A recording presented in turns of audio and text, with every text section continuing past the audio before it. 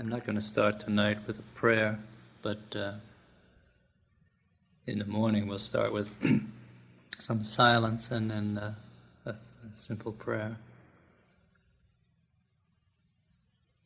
So I want to thank you for being here. And as Peter said on Tabor, Lord, it is good to be here. And as you'll soon discover, I resemble Peter in another way. I don't know what I'm talking about. But as I hope you will also discover, that really doesn't matter.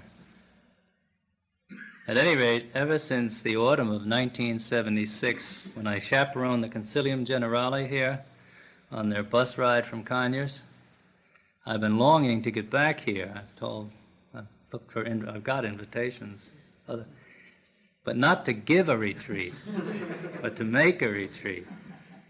And I'm here at last, and I intend to enjoy it, not exactly as I dreamed, but as my Lord has indicated. And I think I'd better get right down to that, because I could gas all night about my pleasure at being here and being in this with you. And tonight will probably be the longest and the thing with the least content in it. Because, I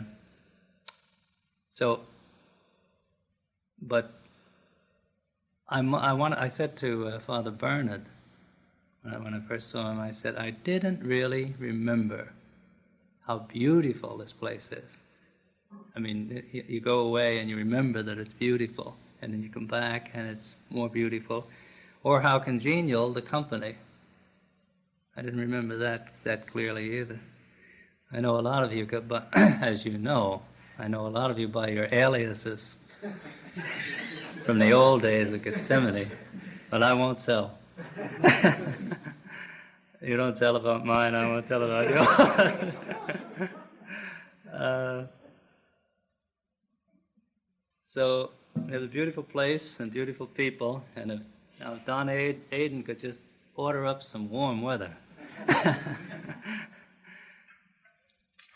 Tonight, all I want to do is to just clear the decks for the retreat. And to do that, I'd like to look at the notion of retreat and the shape of what we've arranged to be doing during the next 5 days. As the comic policeman says, what's going on here? The answer is the cloistered contemplative monks of Mepkin are making their annual community retreat. That's clear. But it's not all that obvious. Someone might ask, what are they retreating from? And what are they retreating to? And above all, how can they, cloistered contemplatives, retreat on signal as a group? Look at you. As a group, you are already in retreat. You are in a situation of withdrawal from the world. You're out in the woods, far from the haunts of men, as we say. And our customs of silence and our times of prayer are all set up to allow each one to enjoy the atmosphere of a very serious retreat house of retreat. Even the egg industry, with its quiet routine, it conspires, I think, toward this rather high level of retreat all year round. Now you invite me in to talk at you twice a day. It seems to me we are in danger of coming out of retreat, of upping the tempo.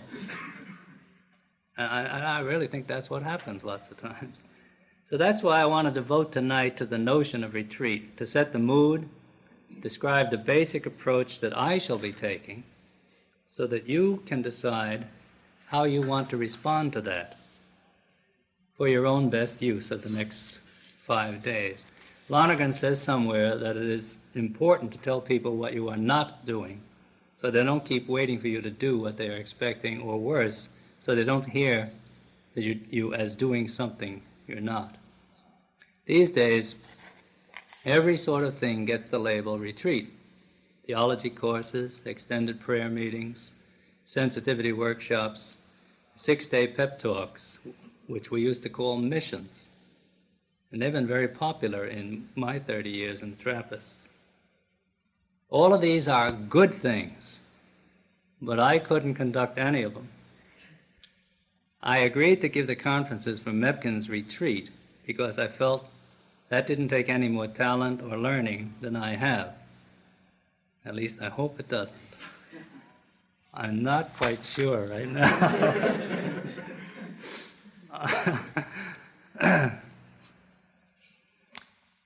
But let me show you what I mean by drawing a picture of your average man going into retreat. It's easier to see the movement when this good Catholic father who works for a modern corporate business goes into retreat.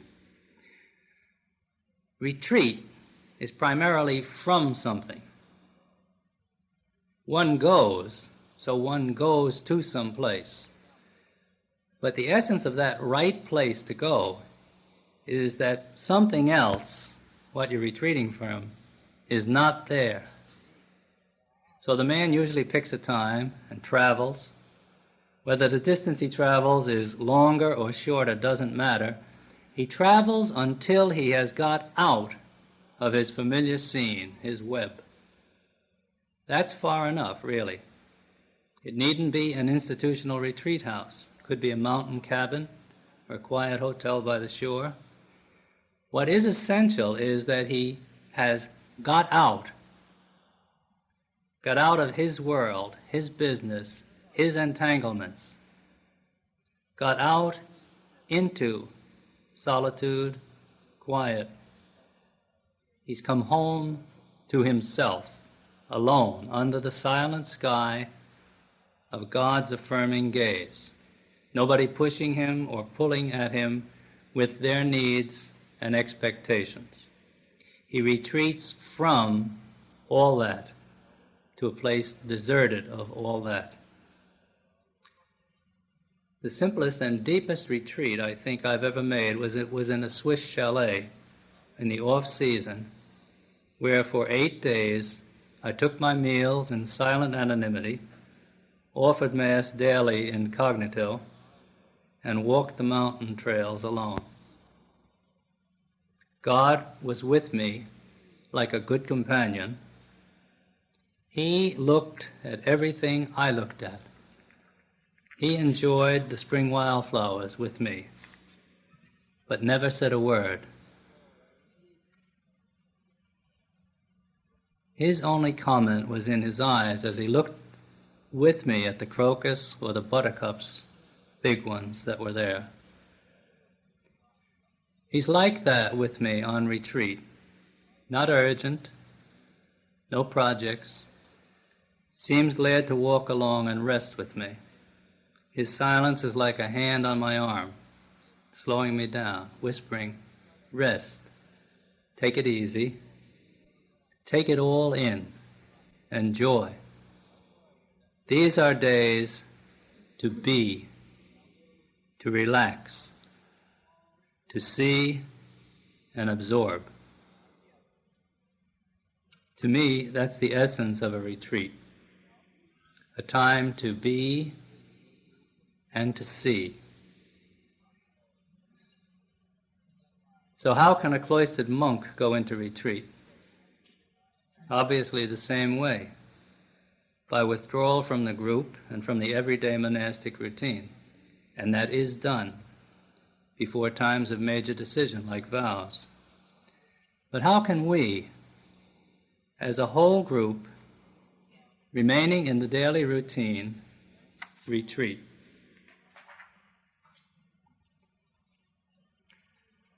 Well, let me tell you a story of a guy I talked to one hot summer day in Jersey City. Jersey City gets muggy and humid, as this place does. And one sweltering 90-degree day, I passed this guy sitting under a big sycamore tree in the park, and I remarked on the heat. He said, "Yeah, man, this is a good day for looking." And I said, "For looking?" He said, "Yeah, man, when it gets this hot, I just sit under the tree and look. If it gets any hotter, I ain't even going to look. Well, we picked the right time for the retreat. It ain't going to get too hot to look. Doesn't look like. But that's about all I think we want to do. Just look. At any rate, all I intend to do is to ask you to just look. Rest and look. That's your part.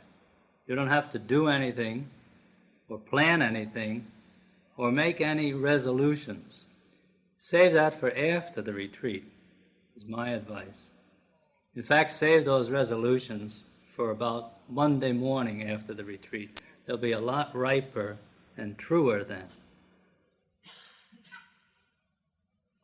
We are not going to go anywhere. You won't be getting out of your daily routine. What can we retreat from? I'd like to try Benedict's first degree of humility. Why don't we flee from forgetfulness? By remembering. Really, by remembering the only thing we can forget in a setting like this, what it's all about, what's going on, God's revelation of our basic situation. Why flee to remembrance of that? Well, for vision, so that come next Monday, you know where you are and what's going on around you. That's a good place to make decisions and resolutions from. But this week, let's flee forgetfulness. Let's flee the spiritual combat, wherein it is easy to forget and get turned around and start flailing the air in the wrong direction and with disastrous results. I think that's why retreats are. Let's back off from all of that. Let Jesus hold the fort this week and let the dust settle so he can show us where we are. He's the light. He'd like to shine on the scene this week with you out of it. Come aside, he says, just rest. Leave the world to me. You'll have to take care of the eggs, but leave the world to me. You just settle down and breathe deep. So while we stay together here and go about our ordinary lives, we also retreat. We flee. We flee from forgetfulness to remembrance and thus arrive at vision. We flee from noise and the tumult of running the world. We flee to silence, and there we find an increasing clarity of that vision. We flee from the field of combat with its efforts and stresses.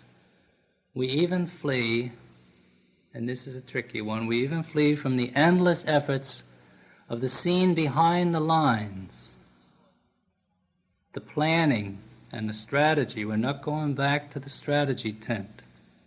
The planning and the strategy and mending of armor and honing of weapons. Not this week. Furlough. Vacation. Get out of it. Get out of it all. Flee toward God's trust. Flee towards trust in God's love. That he doesn't need all your talent to keep the world on course. And that above all, he doesn't mind if you ease up a bit. Come aside, he says. Flee to rest. Be still. Slack out a bit, and let my love reach your bones and heal them from within. Rest, my friend, and just look, and let him show you things. Him, not me. Simple things, ordinary things that you live in every day, like the beauty of this place. Just rest and look these days, and absorb both the vision and the warmth of the living web that you really are in. Now that's my notion of a retreat, and how we cloistered monks go into retreat together. So I see my own part not as one who comes in to reveal new things or teach you what you don't know, much less do I think I should be trying to rouse you to action or to planning or pushing you to resolutions. I see my role as that of one other person here, resting and listening and looking with you, but the one who talks at you twice a day. If resting and looking are it, as I'm supposing, then when I talk, the best thing I can do is just mention some of the things I think I see when I look. That's all I'm going to do. What each of you do with that is each one's business. All I'm going to do is say, it looks like this to me. We seem to be in this sort of situation. God seems to be this sort of thing. Things seem to be this way. Did you ever think of this? Is the mood. Just a few selected aspects of what the Church has revealed to me over the years of Trappist living. Lonergan, one day in his laconic way, once defined for me, he's very Anglo-Saxon in private, wisdom. Wisdom, he said, wisdom's knowing what's up and what to do about it. This week, I'd like to just concentrate on the first half, knowing what's up. I can't tell you what to do about it. I feel like in my role in this retreat is like the one who turns the page on a rather familiar catechism, the one who turns the page. Each of us looks, Jesus illumines. Well, now you know what I think a contemplative community retreat is and what I'm going to be doing. So each of you can decide how you are going to make your retreat over against that. I can't imagine that everyone sees this or any other thing exactly as I do. So some may do with this retreat, as I have sometimes done, bring the body politely to each conference and listen with an open mind. That is, in one ear and out the other. And travel peacefully to your own solitude in your own way. If you do that, then I consider myself a success as a retreat master. I'm completely serious. I've done that and made very good retreats.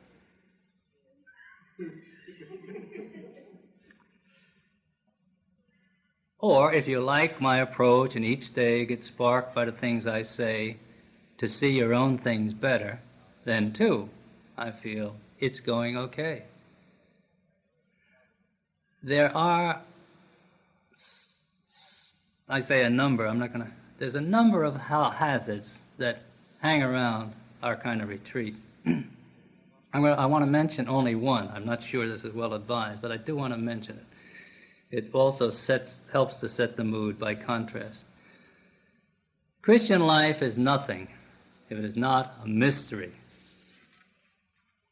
And mystery, though perfectly simple and single in itself, though not at all confusing when seen, is invariably perplexing and paradoxical when thought about, and even more full of contradictions when talked about. The Bible is full of statements running in opposite directions. That's why we have theologians. The Bible, even in 10 simple talks, I may make some statements that seem to clash with each other. That's no problem for me, certainly. What I'm concerned about is that it be understood from the beginning that if I make any statements at all, there will be contrasting statements somewhere else within the realm of Christian orthodoxy. I intend to say nothing startling, nothing novel, nothing that I haven't learned from the church. But I must select and speak of a few aspects of the Catholic vision which seem to me important to remember this time round during our brief retreat time. One quite useful response to any of my remarks is for your heart to say, yes, and you go on to let all that you see float up. We'll see about the same topic. Let it all float up into your remembrance all day. Fine. You're with me and you're beyond me. So that's great. Another equally useful response to any point I make would be, yes, but on the other hand. Or even, no, I don't think that's so. Really doesn't hit the truth squarely, Matt. And you go along all day pondering the other hand, remembering the aspect that you are drawn to and prefer to emphasize. This, too, is the stuff of a good contemplative retreat. The only instrument of good works, after 30 years, the only instrument of good works that I'm aware of that I practice is, and I claim this one, is listening willingly to spiritual reading. Every vigils I listen, and I get something out of it, whether I agree or disagree. The man makes me think about, there's always about something rather Christian and important at vigils. So, but what is destructive of a good contemplative retreat is fear. Fear that something being said is going to do harm. That would be to take everything much too seriously, me and the retreat, and above all, formulas. The world is full of words, lots of them far from wise, and some downright false. But somehow we've muddled through this far, and He is bringing us home. Nothing I say is worth bothering yourself about, not this week. I mean, I can come back and have theological arguments with anybody some other week, not this week. I want to be a catalyst, but of contemplation and love, not of controversy and quarreling. And I mean, even if it's only within your own head, almost especially if it's only within your own head.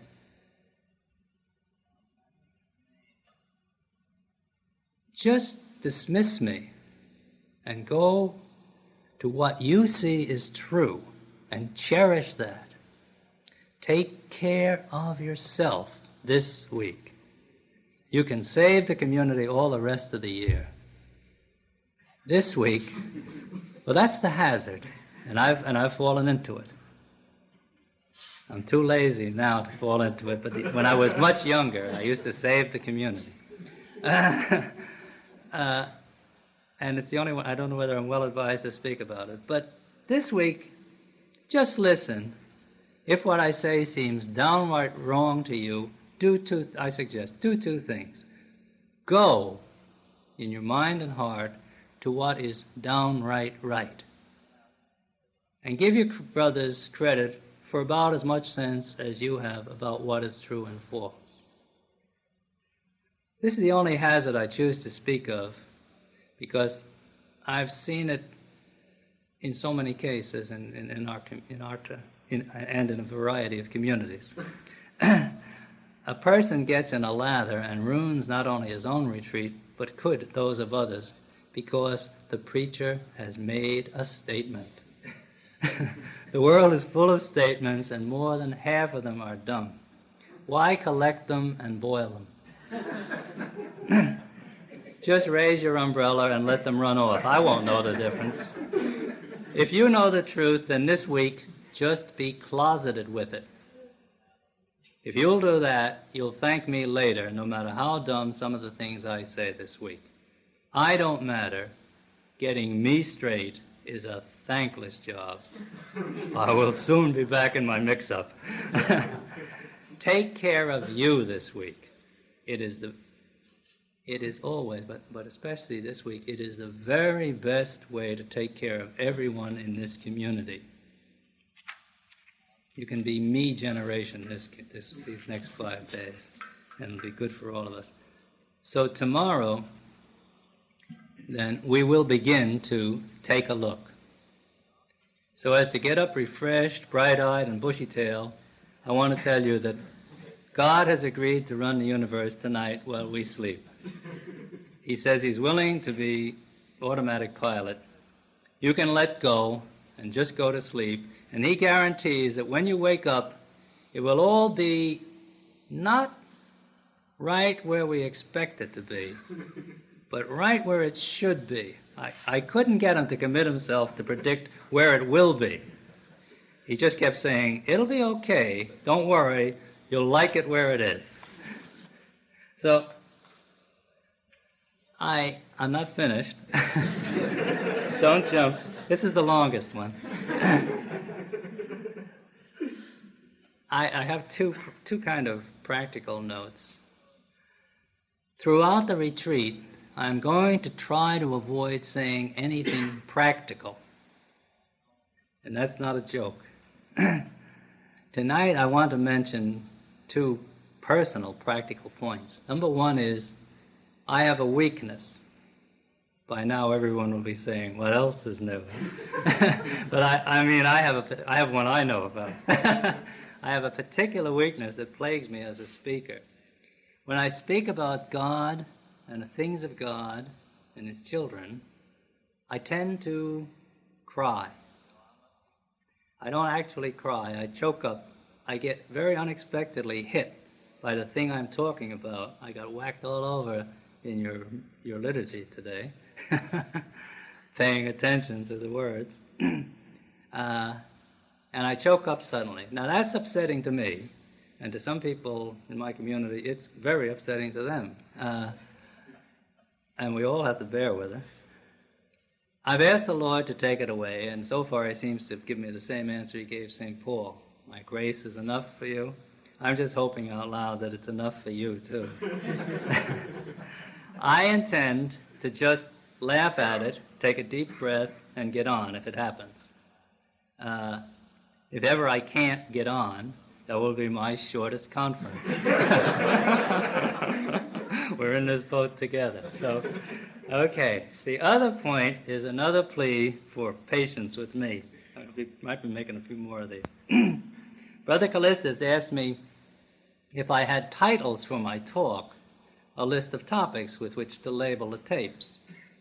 And I looked at him like my head had just come unhinged, Topics. He was very patient. He said, well, I ask you to be patient with me. Don't worry too much about how it's going to tie together. By Tuesday night, it should begin to make some sense, I think. And I'm going to risk anticipating something since I have am I still on? Am I still good? Okay.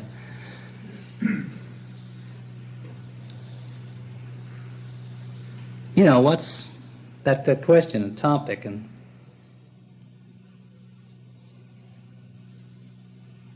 I didn't know what the topic was myself when I started out writing these things, and then gradually I realized, in a sense, the topic is simply John's. God is love. That's certainly the most fundamental thing that's happening all through these talks, and turned out. And somewhere in there, I put this story, maybe I'll stick it tonight.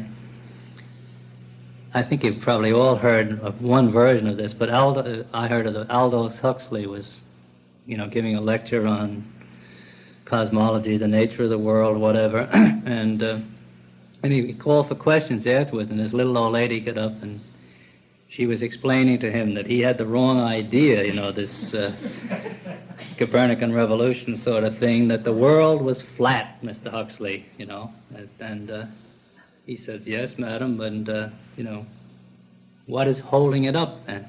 And she said, it's on the back of a great turtle. And he smiled and he said, oh, that's a theory. But could you tell me what this turtle is standing on? And she said, it's standing on another turtle. And he said, whoa. He said, now, and she said, Mr. Huxley, you can't pull that. It's turtles all the way down.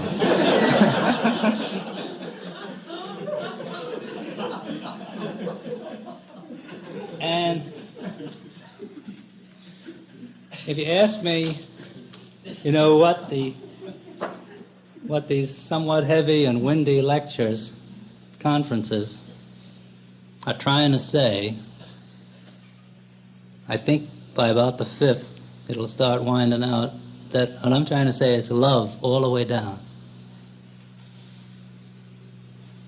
And I better quit with that because I get on the edge of crying. So we'll see you tomorrow, and if you're all survive the night, I hear this is your worst, one of your worst times. I didn't do it. So we'll start tomorrow, and I don't know what you're... Oh, that's right. We come right over and we start. Okay. Well, right after Lord's, we just come on over. Okay. This is the end of the first conference of our annual Napkin Retreat of 1982 by Father Torpey. In a moment, we will continue with